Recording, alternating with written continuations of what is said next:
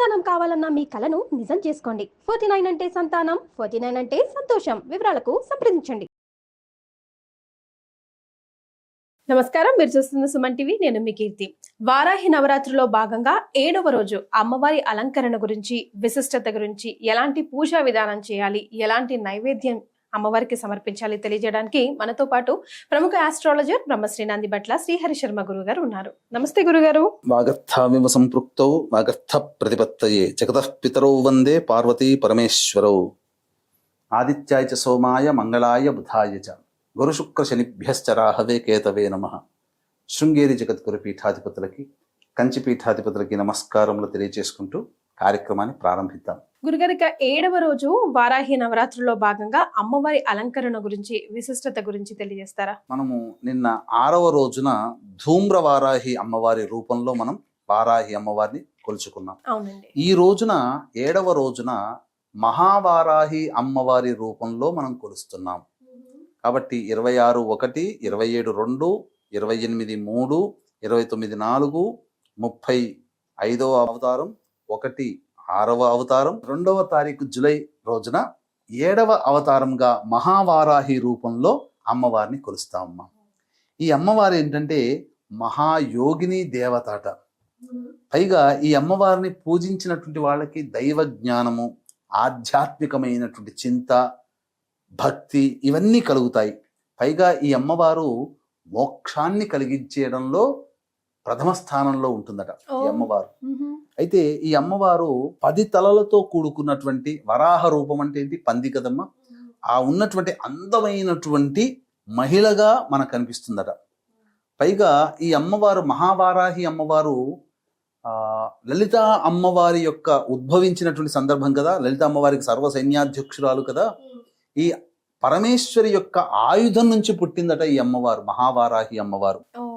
కాబట్టి ఈ అమ్మవారు సింహ వాహనాన్ని ధరించి ఉంటుందట.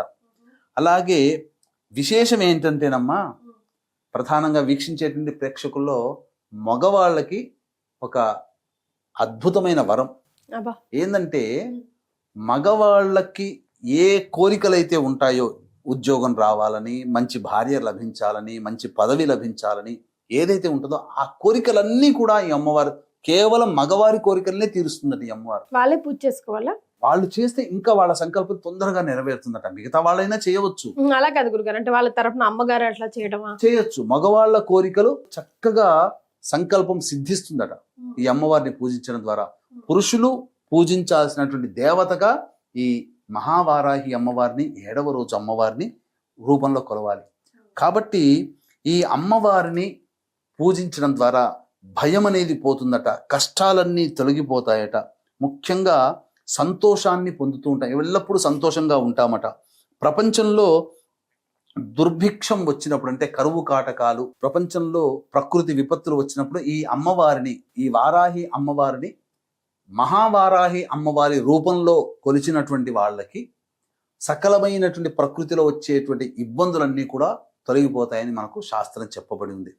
కాబట్టి ఇంతటి అద్భుతమైనటువంటి అమ్మవారిని పూజించడం ద్వారా, ఇప్పటి వరకు నా భర్త నాస్తికుడు అని భావిస్తుంటారు కదా, నా పిల్లలు పూజ చేయట్లేరు, నా పిల్లలు దేవుడు అంటే గిట్టదని అనుకుని బాధపడుతుండేటువంటి ఆడవాళ్ళకి ఈ అమ్మవారిని పూజ చేయడం ద్వారా చక్కగా ఆధ్యాత్మికమైన శక్తి కలిగిస్తుందట, దైవజ్ఞానం కలుగుతుందట.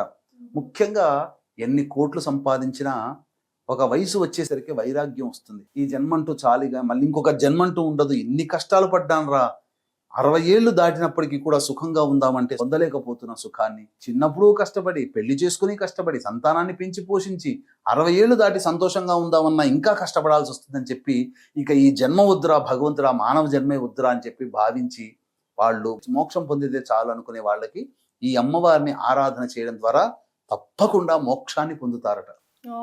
మోక్షం అంటే ఏంటి? మళ్ళీ వచ్చే జన్మలో మళ్ళీ జన్మెత్తిన కష్టాల బారిన పడకుండా మంచి జీవితాన్ని పొందే విధంగా మనం జన్మిస్తాం. కాబట్టి గత మొదటి రోజు నుంచి మొదలుకొని 26వ తారీఖు నుంచి మొదలుకొని ఇప్పటి వరకు కూడా ప్రతిరోజు మనం చెప్పిన విధానాన్ని అనుసరించి పూజలు చేసుకుంటూ వస్తున్నారు కదా. వాళ్ళకందరికీ కూడా మనస్సులో ఏదో ఒక మూలన మనం పూజ మాత్రం చేసుకుంటున్నాం, కానీ పూజ పరిపూర్ణతగా ఉండాలి అని అంటే హోమము, పూర్ణాహుతి ఇవన్నీ జరగాలని భావించే వాళ్ళు చాలా మంది ఉంటారు. అలాగే సమయం కలిసి రాలేక, అవకాశాలు లేక కొంతమంది, దృష్టి పెట్టలేక కొంతమంది ఈ పూజని కూడా చేసుకోలేక ఉండి మనసులో మాత్రం ఏదైనా అవకాశం కలిగి ఉండి ఇంకో రూపంలో ఎట్లాగైనా ఈ పూజ ఫలితాన్ని మనం పొందగలుగుతామా అని చెప్పి అన్వేషించేటువంటి వాళ్ళు ఉంటారు. అటువంటి వాళ్ళకి చక్కటి అవకాశము జూలై 5వ తారీఖు రోజున దశమి స్వాతి నక్షత్రం కలిసినటువంటి పుణ్యతిథి రోజున మధ్యాహ్నం 3 గంటలకి ఈ 9 వారాహి అమ్మవార్ల యొక్క అవతారాల హోమాలని సశాస్త్రీయంగా చేయించడం జరుగుతుంది. అలాగే మధ్యాహ్నం 3 గంటలకి ప్రారంభమవుతుంది. 12 గంటల లోపల మీ గోత్రనామాదులు నమోదు చేసుకోవచ్చు.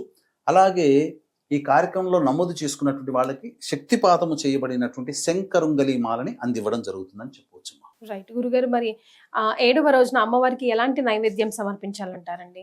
ఈ అమ్మవారిని శాకంబరి ఉత్సవాలు మనం చేస్తాం కదా అమ్మవారి నవరాత్రుల్లో, ఆ విధంగా అన్ని కూరగాయలు నైవేద్యంగా పెట్టవచ్చు. లేదా అన్ని కూరగాయలతో చేసినటువంటి కదంబం, హవియల్ అంటారు తమిళనాడులో, అటువంటి అన్ని కూరగాయలతో చేసిన కిచిడి లాగా నైవేద్యం పెట్టవచ్చు. ఈ విధంగా చేయవచ్చు. చాలా సంతోషం. ఇంకొక విశేషం కూడా ఉందమ్మా. ప్రత్యేకమైన విశేషం ఏంటంటే ఈ వారాహి నవరాత్రులు ప్రారంభమయ్యేది ఆరుద్ర నక్షత్రం. 10వ తేదీ అనగా శుక్రవారం నాడు అమ్మవారి ఉద్వాసన చెయ్యకూడదు కాబట్టి శనివారం నాడు దశమి తిథి రోజున ఉద్వాసన చెయ్యాలి. కానీ ఆ శనివారం దశమి తిథి రోజున ఉన్నది కూడా స్వాతి నక్షత్రం. అంటే ప్రారంభించే రోజు, సమాప్తమయ్యే రోజు రెండూ కూడా రాహు నక్షత్రాలే. ఈ వారాహి అమ్మవారి రూపం కూడా రాహుస్వరూపం. ఎందుకంటే సగం వరకు దేహమే మానవ రూపం, మిగతాదంతా మరి ఒక రూపం. రాహు కూడా మొండె రూపం వరకే రాహు, తలకాయ రాహుది కాదు. కాబట్టి ఈ రాహు నక్షత్రంలో ప్రారంభమై రాహు నక్షత్రంలో నవరాత్రులు సమాప్తమవుతున్నాయి. కాబట్టి ఎవరైనా ఈ వారాహి అమ్మవారిని చేసుకుంటే ఖచ్చితంగా ఈ సంవత్సరం అంటే 2025 చెడు కాలం చూస్తున్నాం. ప్రపంచమంతా హాహాకారాలు చేస్తున్న యుద్ధాల వాతావరణం, ఆస్తి నష్టం, జన నష్టం జరుగుతుంది, ప్రకృతి విపత్తులు వస్తున్నాయి.